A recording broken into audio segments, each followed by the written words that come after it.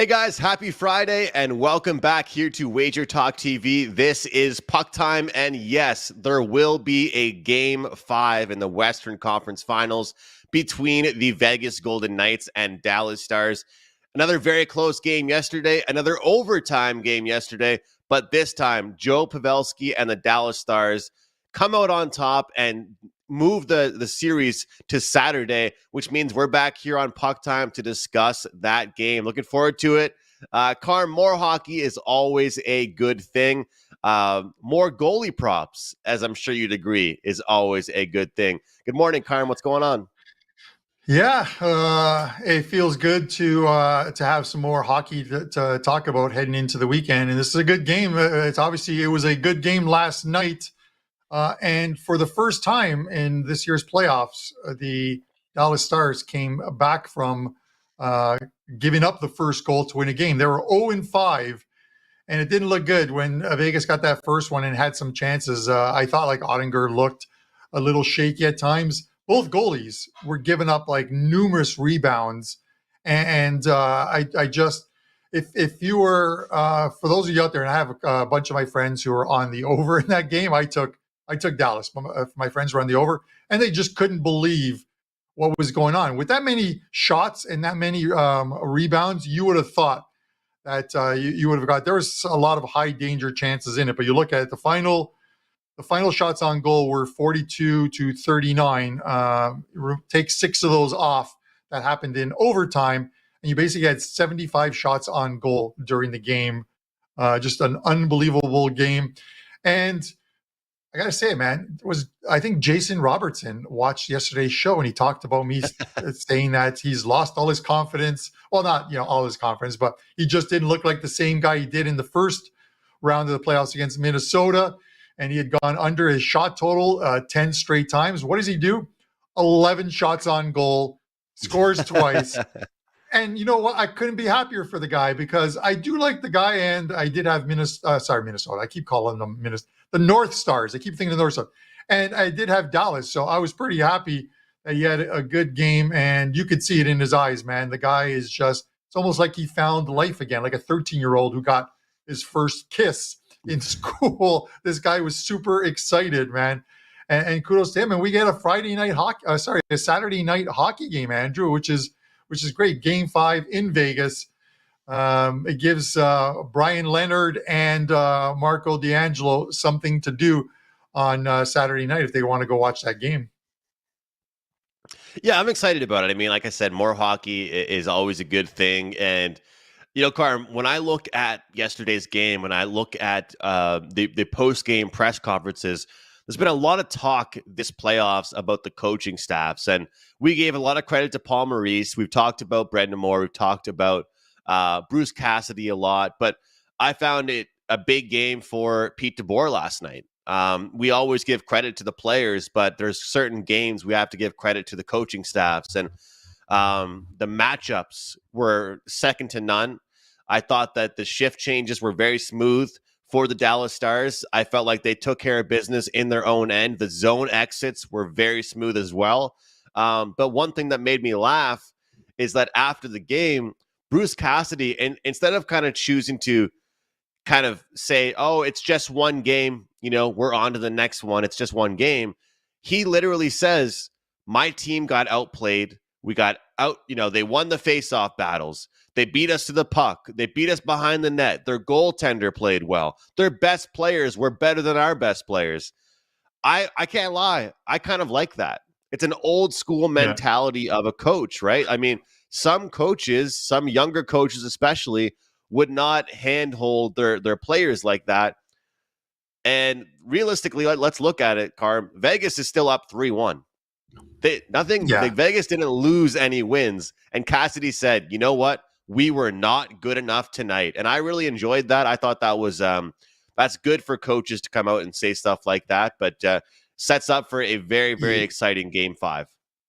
Yeah, and I was on WagerTalk yesterday with Lawrence and Teddy, and it was similar to what I said on Puck Time yesterday. I just felt like it was going to be, as you term it, the gentleman's sweep, where Dallas saves a little face, wins a game at home, and then it goes back to Vegas, and Vegas wins game 5. I sort of still feel that same way. I don't think my mind has really changed because it's gone the way we think it's going to go. But, he talked about in that press conference at the end, a couple of mistakes with our sticks. He's, I think, referring to obviously McNabb. The only 2 penalties were high sticking penalties, and both led to power play goals with obviously the decider on a power play in OT. So I get it. I didn't even think that high stick was being called. Right. Just because Dallas had possession of the puck when they blew the whistle dead. So I'm like, are they blowing it dead because he's on the ice and it's an injury timeout or an injury stoppage? And then when I saw the ref looking at the guy's beard, he's going through his beard, he's looking for like blood or even like a drop of blood so he can give the guy a 4-minute penalty. He couldn't find any, gave him a 2, and they made him pay for it in OT. But listen, that was anybody's game to win at the end of the day. They both played well. If you had the goalie props, you cashed either one of them. If you took the over, the Aiden Hill one cashed, I think, almost at the end of the second period, probably early into the third. So the Aiden Hill one's probably going to be at 27 or 27 and a half or 28 and a half for this next game in Vegas. And other than the change of venue, Andrew, and obviously the change in who gets the last change on the Yes. ice, I have a feeling it's going to play the exact same way. We're going to see a desperate team getting a lot of shots on goal. And they did. They got a ton of shots, 42 shots on goal, 38 in regulation. That's not your typical Dallas Stars team, or it's not your typical defensive Vegas Golden Knights team. So we'll probably see some of the same, and I'll be looking at those props as well. Looking at the updated numbers for the Stanley Cup Final, we have Vegas plus 100, Florida plus 105, and the Dallas Stars 13-1. They're also plus 650 to win the series they're currently in. Looking at the odds for tomorrow's game here, we have 5.5 as the total, as expected here. And the Golden Knights now back at home. They are minus 140. Dallas Stars plus 120 underdogs here. And if you want the minus 1.5 for the Vegas Golden Knights on Saturday, you can get plus 195 on that.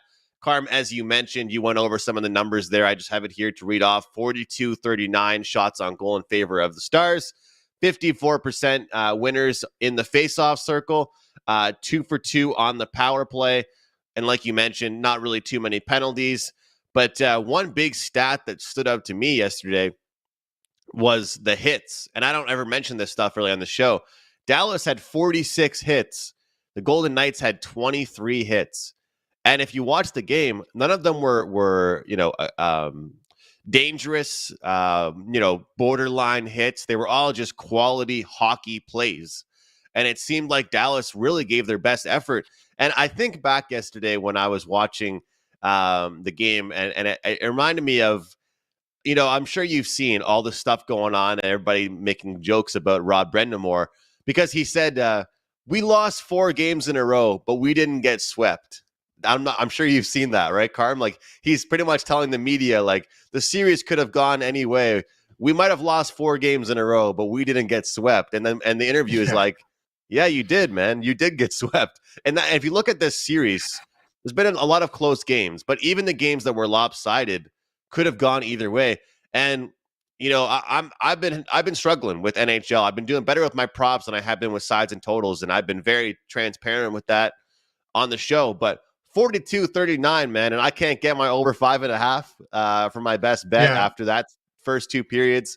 It's interesting, but what are your initial thoughts from what you saw yesterday that leads you into making any plays for Game 5?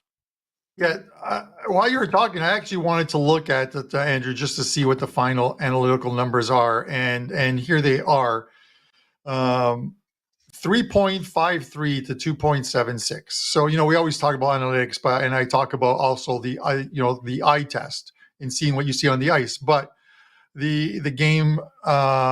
According to the XG numbers, was what almost 6.3 goals scored, and they ended up with 5 in the game. And this is taking away some of the OT numbers as well, too, of course. But A ton of shots on net. And Andrew, I would have thought at 2-2 into the third, someone scores. You at the very least get the empty netter, or you have the shot at the empty netter. But it's a bit of a surprise just given the way the game was played, and it was a faster paced game, a lot of up and down, and high danger chances favored the Stars, 18-10 as far as high danger chances as well too. But you look at it, and the Stars did something that they haven't done all series long, and it's almost like with what Tkachuk did in this series against the Leafs, in the series against Boston, in the series against Carolina. They made life miserable for Aiden Hill. They crashed the net. You know what I mean? They weren't slashes, but if he tried to freeze the puck, they got like a little tap in. And you saw he got up a couple times and threw his glove in like the little scrum, as if to throw like a punch or something like that. They got under his skin. The guy has not, he has had a very clear thus far. They've kept it clear in front of his net. He's had an easy go of it thus far. He's played well, but they finally got under his skin, and they're going to have to do that again. They're going to have to get guys in front of the net, crash the net, pucks on net. And this is probably one of the reasons why he let out some rebounds last night that he hasn't done in the first 3 games. So we'll see. You know what I mean? I don't think it's going to change my mind as far as where I'm leaning to, because I think this is done in 5. But you got to give.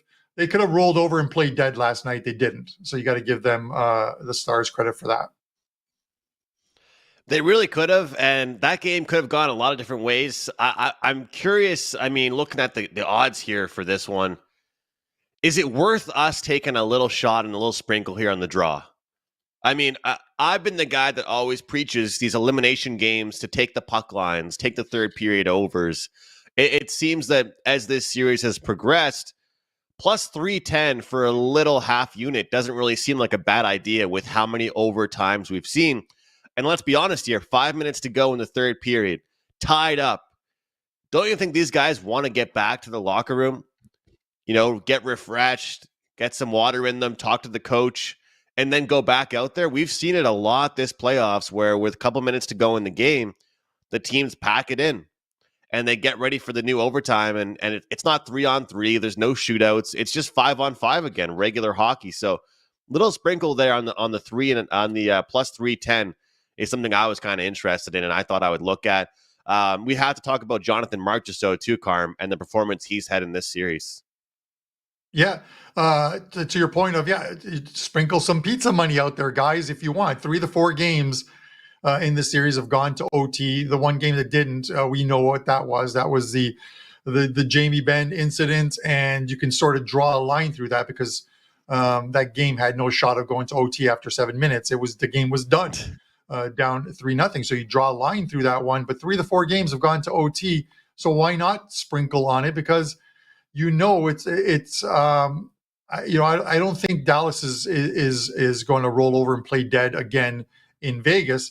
And those 2 games in Vegas both went to OT. Dallas played better in those 2 games than they did in their 2 home games. They played the perfect road games, but lost in OT. So it's not a bad idea. This, if nothing else, Andrew, the conference finals have been OT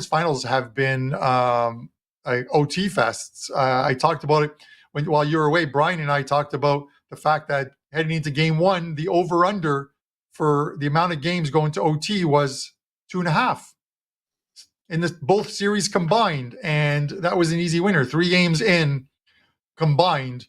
You had already cashed that ticket. So I would drop some pizza money on the draw there as well too. The games go to OT, and Marchessault has been good. Andrew, we talked about his shot props and how they were always at 2.5, 2.5, 2.5, and then they started moving him to 3.5 because everyone just kept hitting that prop. They kept betting the Marchessault over 2.5 shots on goal. He kept hitting it. Did it against the Oilers. So at some point you have to move it. The books will move it when they're getting hurt by it. It's kind of like the Ekblad one. Ekblad was always at 3.5, and then people start betting the under because he just wasn't getting the shots on goal. They went to 2.5. Ekblad going into the last game was 1.5, his shot total. That's insane Yeah. for that much of a movement. So it's what we're seeing. But I'm going to be looking at the shot totals in this one because I think it's going to be similar to what we saw in game four, a lot of shots on goal. And if you can get a bunch of shot props at 2.5 with minimal juice, Andrew, I would take them. And even if you can get the players like Jack Eichel, Jonathan Marsh's show at 3.5, where you're only laying, it's either even money or you're laying like 110. Those aren't bad bets to take because No, no. I'm still leaning Vegas, and Vegas is going to get their shots on goal too. They had 39 shots on goal, 37 during regulation yesterday. So, yeah, it's going to be a I prop think night.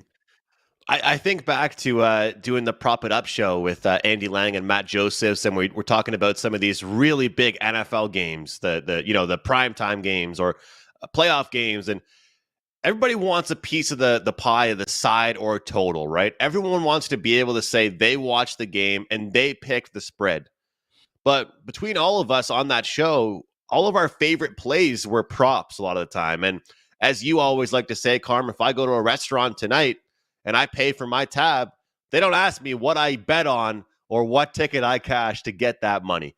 And I look at this series and I look at tomorrow's game, and I couldn't agree more with you with how many shots. What was it? A combined 70 shots. I couldn't agree more that this is a perfect prop series to look at. Looking at certain players performing well, certain guys that might be getting lots of shots, but they can't finish. Jason Robertson, you were so spot on for many games with him going under. Has that unleashed the beast? And will he keep going tomorrow? We'll find out. But it's such a good example of that. You can go down the list. I mean, I'm not going to do it right now, but you can go down the list of the box score, and we can look at that game that was 3-2 in overtime. But we can find several players that would have cashed their player point prop, that would have cashed their shots on goal prop. And I want to shout out Terry, who watches the show sometimes, and he has his own show as well. Everybody knows him as the Minnesota Wild fan. Terry's been cashing tickets on not just Marchessault goal, but Jack Eichel assist. Everyone talks about how Eichel is this big goal scorer. He's been doing great with his passing ability as well and playmaking. So, Carm, if you had anything else to add as far as that is concerned, I know we have some plays to get to and some promo stuff. Yep. I'm ready for the charity challenge and the best bet. Yeah, I definitely. And obviously a couple things, you know what I mean? Like we talk about during the regular season, riding the streaks. And when they end, I literally want to jump on the reverse play the next time out. And by that, I mean, when a team wins like 7 or 8 games in a row and they lose one, I want to bet against them in the next game because it's sort of that there's it's all that pressure of keeping that streak going. So this isn't the same, but it's almost similar. He had gone under 10 straight times and they weren't even close. They were 1 and 2 shot affairs. And now this guy has a monster game. I just want to bet his 3.5. And that number's not out yet. They're out on game day. I think Dave W just asked in our live chat where do I find the goalie props? Goalie props won't be out until tomorrow, as will the shot props. They do them on game day. But and I'll talk about that in our charity challenge as well too, because one will be a forecasted number for tomorrow.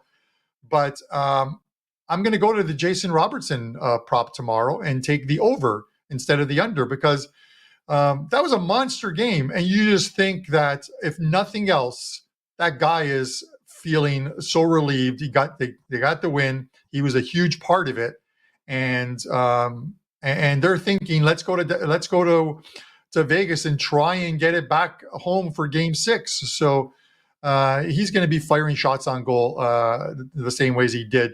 And now, before we get into it, just a quick note, because I know he's not on Twitter, but he is in our live chat, to Jeffrey. Jeffrey, I got your info from our customer service, and your Puck Time shirt will be on the way today. Just wanted to let you know. And I'll throw it to you, Andrew, and we'll get going with this charity challenge. Good stuff, Carm. And for anybody out there following along with us, we'll be doing some live betting stuff as well. And Carm, maybe this is something we can carry into, not carry into, but do again next year together. I think it'd be really fun, maybe in a different capacity, but I'm looking forward to doing it. And we give ourselves an 82 game schedule, I think we can make some noise and betting some props and different things in there as well. And we'll Make be some more active on our noise. Twitter account. We got to start tweeting from that Twitter account again, man. That's on me, though. That's on me. We got to start tweeting from that account. Just wanted to mention as well that you can find all of both Carmine and I's picks at WagerTalk. We do not only do hockey, though, guys. We're doing UFC. We're doing tennis. We're doing baseball. Hell, I cashed a ticket in the WNBA last night. It's all about what the market is telling us, watching over, trying to find the best bets possible. So we don't just do hockey, guys. You can go to our pages at wagertalk.com. You can find both of us there. Also follow us on Twitter. Carmine is at Carmine Bianco WT, and I am at McGinnis Picks on Twitter. Carm, we share the same opinion for what the charity challenge pick should be. The play is not out yet, but I'll go to you since you were the one that originally posted it. But we're on the same page with this one, man. What do you have for us? Sure, Andrew. Put all the pressure on me. So this one, it's all me. It's all me. Okay, so this one is the prop that will come out tomorrow. Like I said, with the goalie props and the shot props, obviously with this game being played tomorrow, it's a little tough to put out best bets. So we can only give you what the forecasted number is. But I'm going to go right back to the Aiden Hill saves prop. So it has been on average, it's been 27.5 throughout the first 4 games of this series, and I see it being the same thing. Even if it goes up to 28.5, it's not going to go any higher than that. I can't see it going to 29.5. That's because people would be with a move like that of 2 saves seems very little, but it is a big move. It's going to be around the same thing, 27.5. The VIG is going to be about 125 to 135. And I'm going to take the over in the shot props or over in the save props for him. I have to figure Dallas, again, isn't going to roll over. They're going to take a ton of pucks on goal. Whether they get some past him remains to be seen. But at the very least, they're going to get a ton of shots on goal. And if he lets out some rebounds and you get sort of those double opportunities, a shot on goal, a rebound, another shot on goal, you accumulate saves very quickly that way. So we're going to go over 27.5. If the number goes to 28.5, it'll still be a play, guys. And then whatever the juice is, 125 or 130 as the charity challenge play for both Andrew and I. And I talked about it a few moments ago about how it is a prop game to look at. Whatever side you like in that game, we are expecting lots of shots and lots of saves for Hill. So like that one quite a bit. And Carm, we know it's going to be around that ballpark, right? No matter where it lands, it'll be somewhere along that same ballpark that we saw yesterday. I'll jump into best bets, and I'll start things off by mentioning I have a promo code going right now, guys, and a big play tonight in the MLB. Also, of course, the NHL play for tomorrow. Week 6-9, you can use that promo code week 6-9, get 1 week of all of my plays for $69, saves you $30. And guys, it's all about the long term, all about, buying those 3 days, 7 days, 1 month. Don't buy just one play. Get this week 6-9, 1 week of all access for $69. My best bet for the show today is going to be, of course, on tomorrow's Stars and Knights game.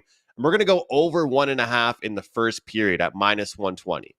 The first period overs are 3-1 in this series so far. The full game overs are 1-3. The games are starting fast and they're slowing down.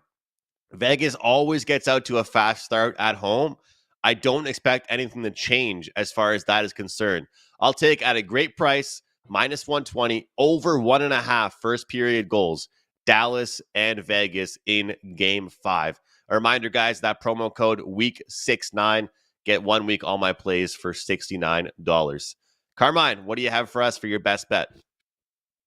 All right. First of all, this is probably one of those times where I say grab a 3-day all access package because it is going to be an action-packed weekend, and I'll explain in a second. Right now, no soccer plays today. There's only one game. I really don't like it. There's no edge in the line whatsoever. 3 baseball games up for tonight. 2-1 in baseball yesterday. 10-4-1 last 15. So a good run over the last 7 or 8 days in MLB. And right now I have a soccer card up. It's the end of the Premier League season on Sunday, and I put up every single game. Every game on the board is on that card. 10 games. 2 of them are best bets, 4% plays, a couple 3%, and then 2% plays.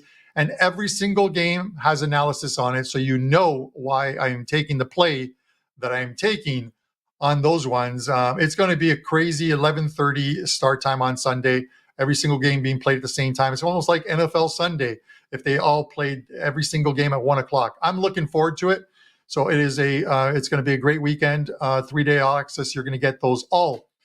For my play tomorrow night, Andrew, I am going to go with the under 5.5. Even expecting all these shots on goal, the goalies have played extremely well. 3 of the 4 games have gone under the total. The only one that went over was the opener, game 1, where there was a goal. It was a Dallas goal in the final 2 minutes that sent that game to overtime, or else we'd be looking at 4 straight unders in the series, kind of like the Florida one. So I'm looking at, how the Florida series went. I'm looking at the under here. I think it's going to be a tight checking game with a lot of shots on goal and not a lot of goals. So I'm going to go under 5.5. Carm, I gotta wonder what we gotta call up our friend Andy Lang and find out what the odds would be on a first period over, full game under, same game parlay, because it's happened a lot of times this series. And hopefully you and I can both come out on top with our best bets. Some 2 goals in the first period, a 2-1 game the rest of the way. Completely. Hey, we cash all our props, and it'll be a very good Saturday. How about that? And Andrew, like some people might think, he's talking about like shot props and being a lot of shots on goal, but he likes the under. Well, yesterday is a prime example of that happening. You have 70 plus shots on goal, and the final score is 3-2. And so it does happen. Just because you have a lot of shots does not mean you're going to get a lot of goals. Although I would have preferred it for you last night, but we'll see how. I think we're both leaning towards the under, whether it's first period, whether it's full game tomorrow, and we both want to cash shot props. So let's look at the. It's going to be a proppy night. I say it on Saturday night. Carm, I gave out a winner yesterday in the World Hockey Championships on the show. I'm going to try and do it again. This is for tomorrow. Germany and Team USA over 5, -125. You can find that at DraftKings. Germany's been very competitive. USA, half their team is built of college players. They're playing very, very fast hockey, and we're seeing 5 even as far as the total. So, yeah, hopefully the U.S. fans and Puck Time viewers out there listening. But over 5, Germany and USA tomorrow. Quick recap of all of our plays. You can get Adin Hill over 27.5 saves. Dallas, Vegas under 5.5. And, of course, I have that save prop as well. And the Dallas, Vegas first period over 1.5. Guys, happy we were able to do a show here today. Happy we have a game on Saturday to watch and break down and play some wagers. Remember, we really do like this game to be tight, but we like the props quite a bit. Follow along with us on Twitter. You can find both of us on WagerTalk.com. And guys, thank you all season long for your support. We'll talk to you next time here on Puck Time.